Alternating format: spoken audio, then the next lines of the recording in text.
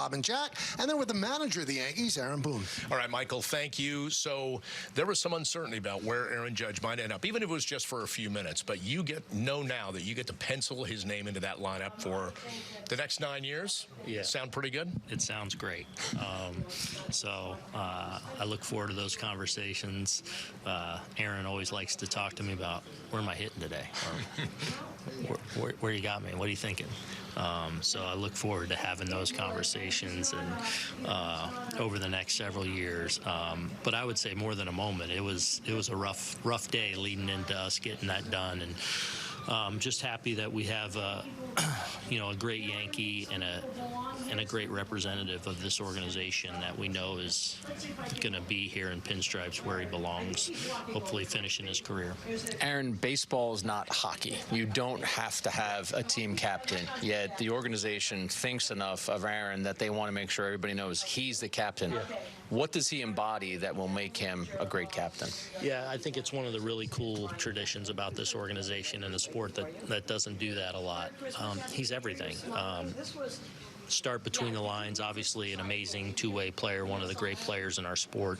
He's an ambassador for the game, but an ambassador for the New York Yankees. And I think, the integrity he has, the poise he has, the confidence he has, and his ability to relate and connect to everyone within our organization, from fellow superstar player to rookie called up for the first time to a trade that we've made, new guy in the clubhouse, to the staff and to the clubhouse attendants. Like, there's a special way that he treats everyone on a daily basis that you can't pretend.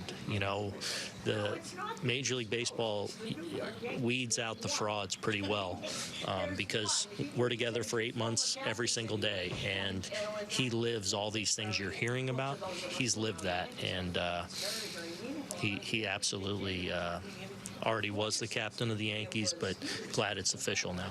When you were at the podium, you talked about his edge, and certain players have an edge and a swagger, and the clubhouse feels it. The guys on the field feel that. We don't always see that. Yeah. And is that kind of a common thread among the true greats, like a Derek Jeter, like an Aaron Judge, that they have it, but they just don't throw it in your face? I think so. Look, everyone's different, right? And there's a lot of great players out there that go about it in a different way, but for the most part, there is an edge or a confidence, and that's one of the things I love about Aaron is he's a gentle giant, and his interactions with people and kids and whoever is he's kind and gentle, but he is going to rip your heart out between the lines, and I get to see it all the time. I love it. I poke it every now and then, and it's fun to watch, and it's fun to watch.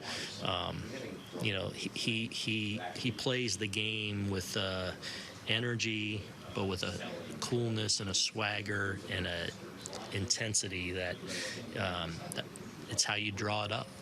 Aaron, both Hal and Aaron spoke about the definitive phone call between the two of them that helped get this 9-year deal done. And the hours leading up to that, you called Judge because you were so antsy and you were so unsettled. What was that phone call like? Well, I'm glad it happened. I was certainly exercising some demons in what was a low moment of the day for me, where I was truly nervous that he was going to leave us, and I was having dinner at the meetings with a number of our scouts, Tim Naring and Jim Hendry, and I was just like, man, should I call him? At the end of dinner, I said, should I call him? And they're like, yes.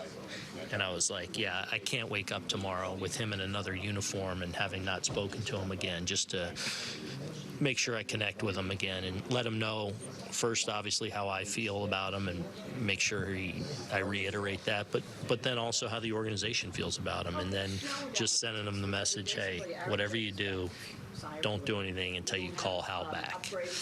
And he told me, he goes, I will, Skip. I'll definitely call him. And then I woke up to the good news the next morning. Hal was the closer, got the save. You get a hold, I guess, in a way, for that. I don't know about that. I think Hal was Hal might have thrown a complete game on this one. So, but glad I was able to at least play a small part. You know what's interesting? I mentioned this to Jack earlier. I think the three of you mentioned the word legacy up there and what this means to him. And he seems like that player that, even though he's got the big contract now, he's hungry for more. He gets the idea of that 28th World Championship. He gets the idea that if he plays well enough, and this is not the first thing on his mind, he can go to Monument Park, he can go to the Hall of Fame. How important is that? Yeah, I think it is. And again, he does such a good job of kind of living in the moment and knowing who he needs to be as a teammate. And I think you saw that manifest itself this year when we weren't able to agree to a contract on opening day. And I know I got a ton of questions. How is he going to handle this? What is it going to be like? And for me, it was, I'm not worried about it at all. And same is true now that has this contract. Like, I know what he's about. I know who he is. I think he does such a good job of, and I think where other guys sometimes can get in trouble, he focuses on the team and winning, and he knows he has the confidence enough in his ability to know that his numbers and his personal things are going to handle themselves as long as he focuses on the team every day. And like I said, you witness that every day. You see him live that every day. It's not something you can talk about, you can fake. And I think that's one of the great things about him is his ability to focus on the task at hand, and his and I's commitment to, ultimately we want to win a championship together, and that's where I know his focus lies. 99 wins last year. You lose in the ALCS to the team that did eventually win that championship, the Astros. With Judge and the other moves the Yankees have made in the offseason, how much have you closed that gap between yourself and Houston? Well, I hope so. Again, it's a long time between now and then, and you can start to get ahead of yourselves about closing gaps. We got to go lay foundations on putting us in a position to have that chance again, and that starts now, but certainly starts in spring training, where we start laying that foundation on a daily basis as a team to try and put ourselves in the best position.